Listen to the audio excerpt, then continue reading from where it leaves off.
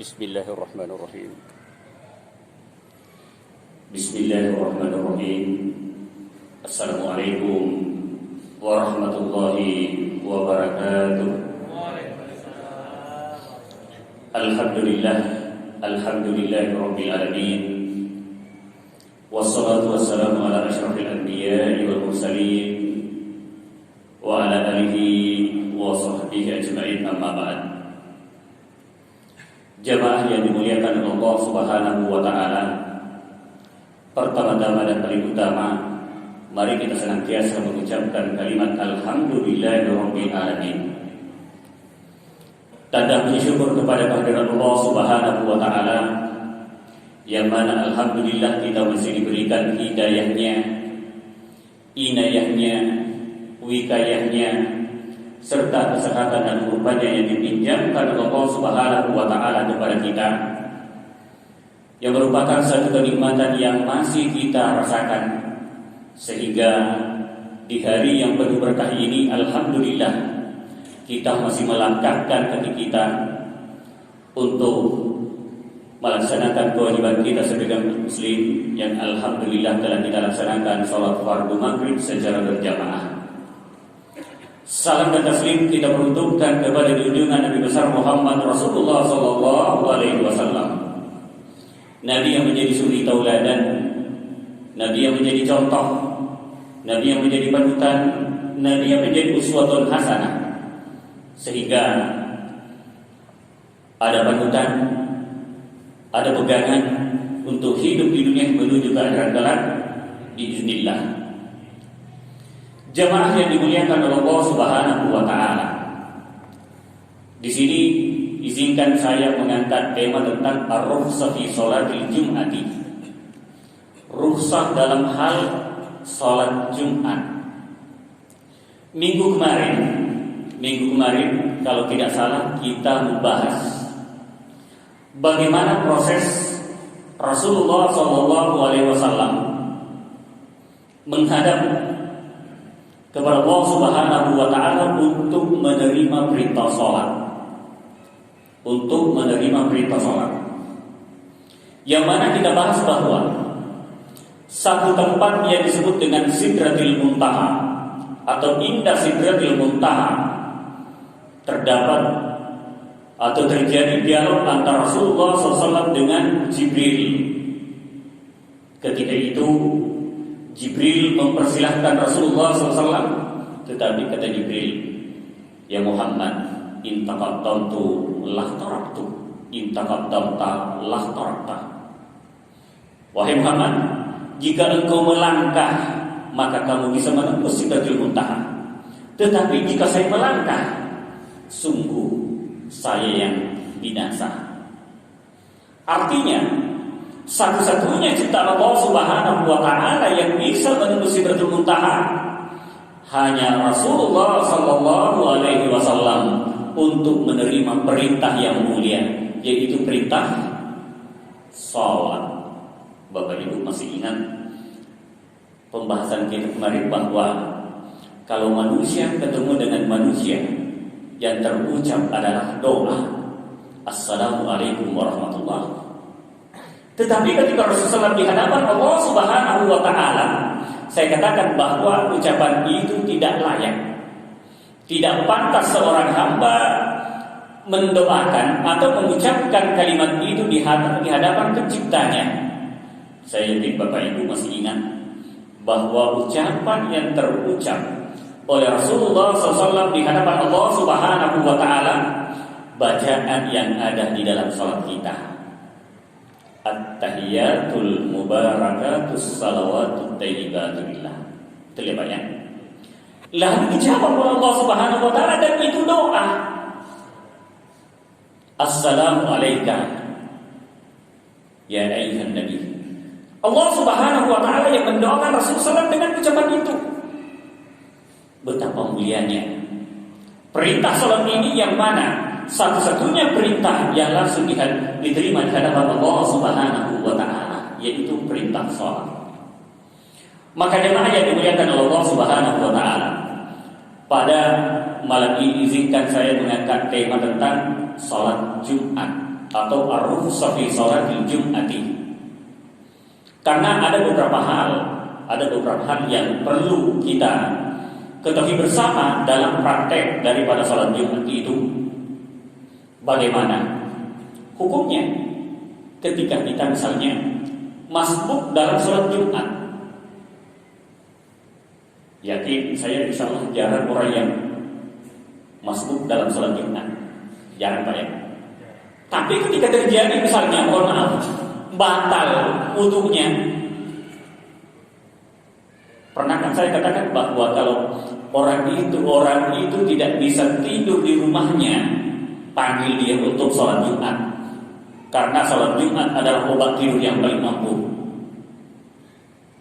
Terjadi batal wudunya, keluar misalnya ia berwudu untuk mentajdid atau memperbaharui wudunya, maka terkadang ia terlambat misalnya berapa rakaat yang ia dapatkan. Atau misalnya kita terlambat dari mishwar, dari perjalanan, mungkin macet di sana, kita lambat, sudah berapa rakaat yang kita dapatkan.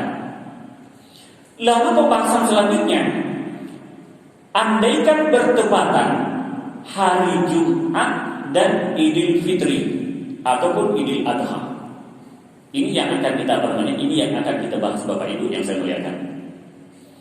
Summiyat Jum'atan lijtima'in nasi fiha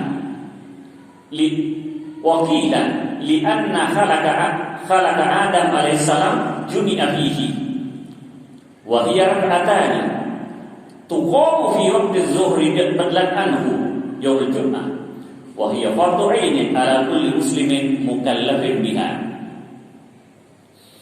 Kenapa disebut dengan Jumat? Pernah saya sampaikan bahwa kalau berbicara tentang hitungan hari, Senin,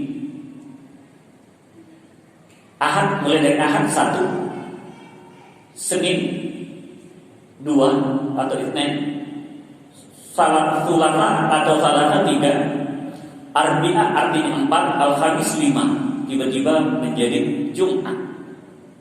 Kenapa tidak disebut dengan Yaum Sittah? Kan hari ke-6. Sehingga dikatakan Yaumul Jum'ah karena hari itu di mana umat muslim berkumpul. Di mana umat muslim berkumpul pada hari itu. Bahkan ketika kita nanti membahas betapa urgennya yang namanya salat Jumat. Termasuk disebut dengan salat Jumat li'anna khalaqa Adam alaihissalam jumi'ahi. Jadi ketika proses penciptaan Nabi Adam alaihissalam itu penyempurnaannya atau penyempurnaan daripada penciptaannya itu terjadi pada hari Jumat. Jadi kita seperti bahwa ketika Nabi Adam mau diciptakan, Nabi Adam tercipta dari tanah, ya Bapak ya. Nabi Adam tercipta dari tanah. Min qabdatin min tin. Jadi satu genggaman dari tanah liat. Lalu saya nyampaikan sedikit bahwa ketika Nabi Adam mau diciptakan, terjadi penyampaian atau dialog antara Allah Subhanahu wa taala dengan Jibril alaihissalam. Tetapi jaminan Allah Subhanahu wa taala bahwa Allah Subhanahu wa taala lebih mengetahui apa maksud dan tujuan daripada penciptaan manusia. Diperintahkanlah kepada Jibril untuk turun ke langit. Untuk turun ke bumi. Untuk apa? Untuk mengambil qabdatan minan tin, untuk mengambil segenggam tanah. Tapi pada masa itu Jibril tidak sukses. Pada masa itu Jibril tidak berhasil mengambil qabdatan minan tin. Apa kata sang tanah? A'udzubillahi minni. Saya berlindung kepada Allah Subhanahu wa taala, jangan sekali-kali mengurangi bagian daripada saya.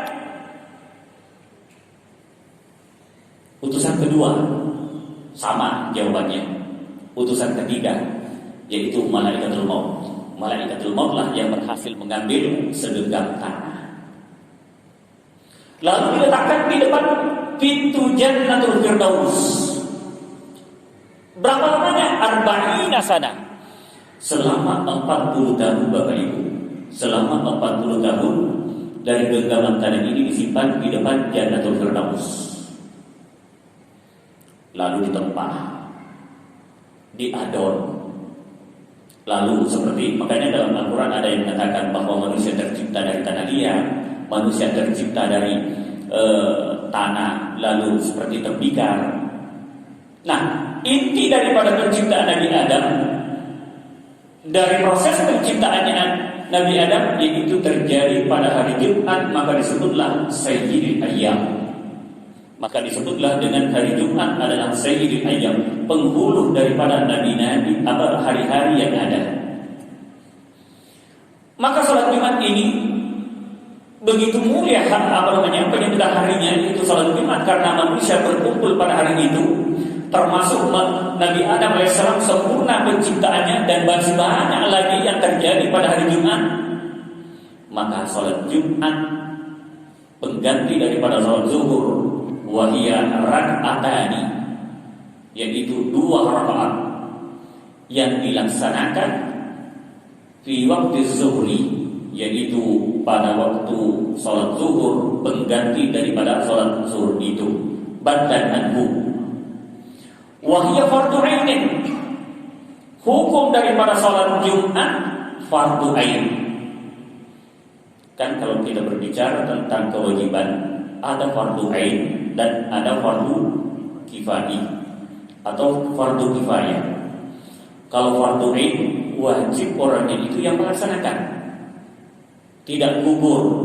Kalau misalnya satu kampung melaksanakan salat Jumat lalu dia gugur, tidak.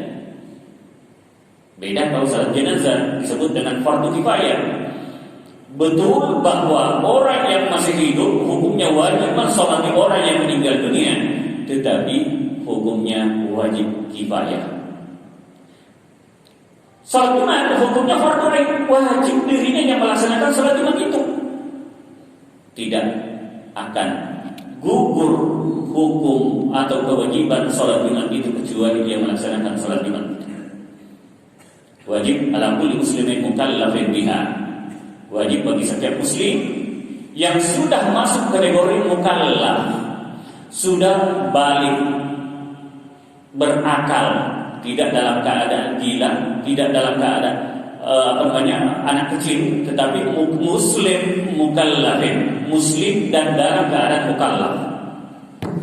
Sehingga Allah Subhanahu wa taala dalam dalilnya, dalam dalil tentang salat Jumat, ya ayyuhalladzina amanu idza nudiya lis-sholati min yaumil jum'ati fas'au ila dzikrillah wa dzarul bai'ah.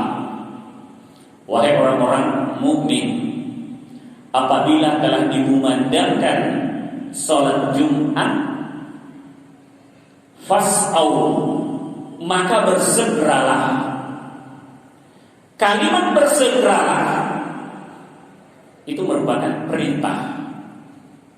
Bapak Ibu, pernah saya sampaikan bahwa di dalam Al-Quran ketika berbicara tentang hukum, di sana ada 2. Ada perintah dan ada larangan. Terkadang perintah itu mengandung makna wajib dan terkadang perintah itu mengandung makna sunnah. Kalimat fas'au, bersegeralah, ini mengandung makna wajib. Mengandung makna wajib.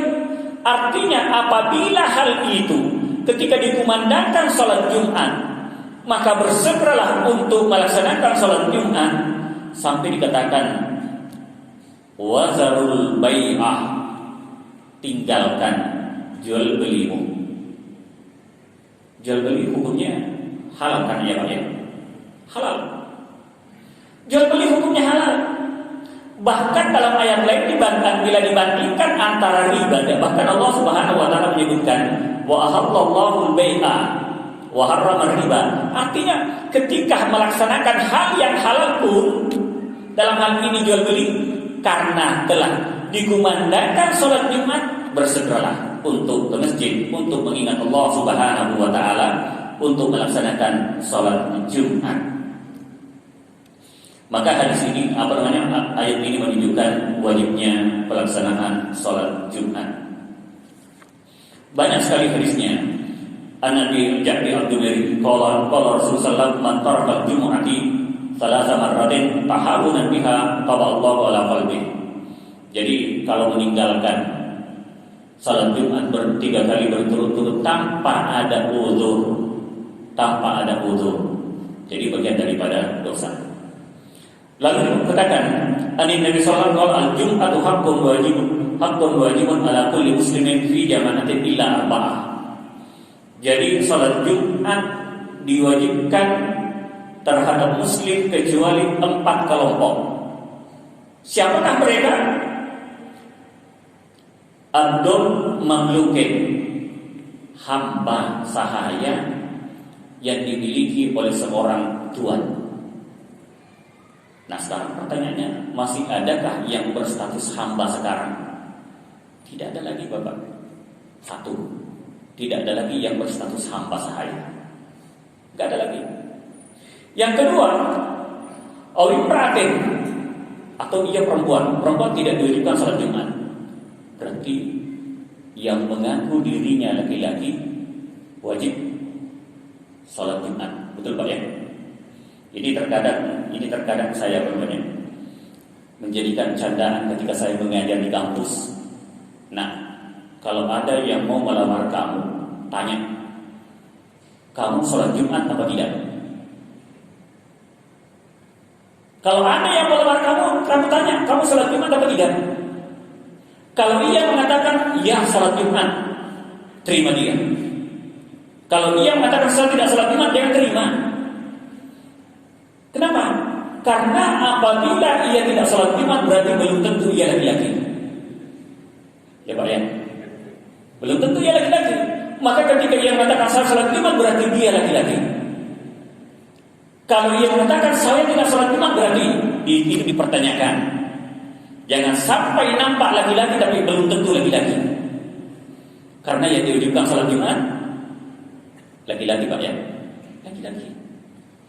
Makanya saya kadang jadikan canda. Nah kalau ada yang mau melamar kamu, tanya dia, kamu salat Jumat apa tidak? Kalau tidak salat Jumat jangan terima. Oleh itu, kalau mengaku dirinya laki-laki berarti dia wajib salat Jumat. Karena itu bagian daripada kewajiban seorang laki-laki. Perempuan boleh melaksanakan salat Jumat, boleh tidak melaksanakan salat Jumat karena tidak diwajibkan baginya. Tapi andaikan dia melaksanakan, maka salat Jumatnya tetap dianggap sah. Ini pernah kita bahas di sini. Ausabiyin, anak kecil yang belum balik lagi. Ausabiyin, anak kecil yang belum balik tidak diwajibkan salat Jumat.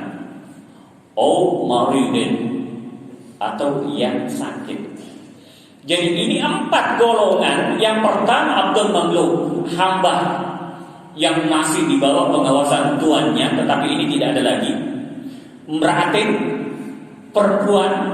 Yang ketiga sabiyun atau sabiyin, anak yang belum berumur balik. Dan yang terakhir yaitu orang yang sakit.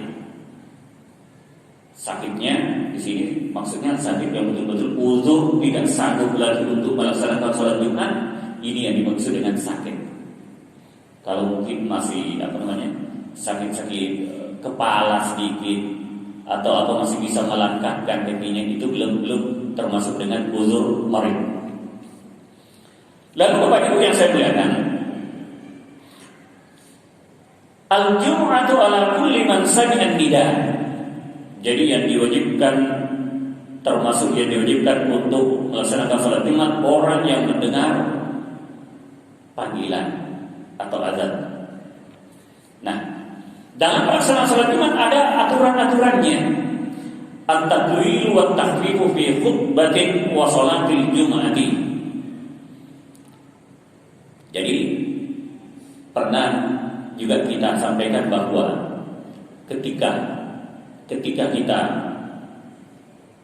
dalam pelaksanaan salat Jumat, maka hendaklah seorang khatib mengikuti apa yang menjadi tata cara dalam pelaksanaannya itu. Yang pertama, jangan terlalu panjang. Jangan terlalu panjang ketika ia menjadi seorang khatib. Jangan sampai mau disampaikan semua ketika ia menjadi khatib, akhirnya jamaahnya tertidur, kasihan juga. Maka sudah betul apa yang dilakukan semua DKM masjid tertulis untuk sebagai peringatan. Jangan lebih 15 menit. Ada Pak ya? Ya Pak ya? Jangan lebih 15 menit. Kalau perlu 10 menit itu lebih mantap. Kenapa? Karena apalagi kita di Batam, lebih banyak orang yang dikejar dengan jam kerja. Beda dengan di Arab. Hari Jumat itu hari libur mereka. Jadi di Arab itu hari Jumat hari libur mereka. Beda dengan kita, di sini adalah hari Jumat adalah hari kerja mereka, hari kerja kita. Itu bedanya kita. Jadi di Arab hari Jumat itu hari liburnya mereka. Sehingga dikatakan di sini, an Jabir bin Abdullah qala kana Rasulullah sallallahu alaihi wasallam idza khataba marra bi ainahu. Rasulullah sallallahu ketika ia berkhutbah ihmarrat ainahu, matanya nampak memerah-merah seperti orang yang dalam keadaan marah menyampaikan apa yang ia sampaikan. Artinya betul-betul puncak penyampaian itu sangat serius, sehingga dikatakan wa ala sauta, dia meninggikan suaranya. Mungkin kalau datar-datar biasa-biasa saja, jamaahnya kan tertidur ya. Sehingga Rasulullah ketika ia khutbah, bagaimana ia meninggikan suaranya, hatta ka'annahu mudhir jaisihi. Jadi seolah-olah Rasulullah SAW ketika ia berkhutbah seperti seorang komandan yang mengatur tentaranya. Hatta ka'annahu mudhir jaisihi, seperti seolah-olah seperti ia menjadi komandan ketika mempersiapkan barisannya. Nah, di sini dikatakan bahwa ittafaqal ulama wala istihbab bi tadwili salatil jum'ati sore khutbatin. Jadi telah menjadi kesepakatan ulama bahwa disunnahkan memperpanjang sedikit sholatnya dan memperpendek khutbahnya. Ini merupakan atau ini merupakan hal yang dilakukan oleh Rasulullah SAW. An Jabir bin Samrah qala kuntu usolli ma Rasulillah sallallahu faqalat salatuhu qasran wa khutbatuhu qasran. Jadi Jabir bin Samrah ia menyampaikan bahwasanya pernah saya salat Jumat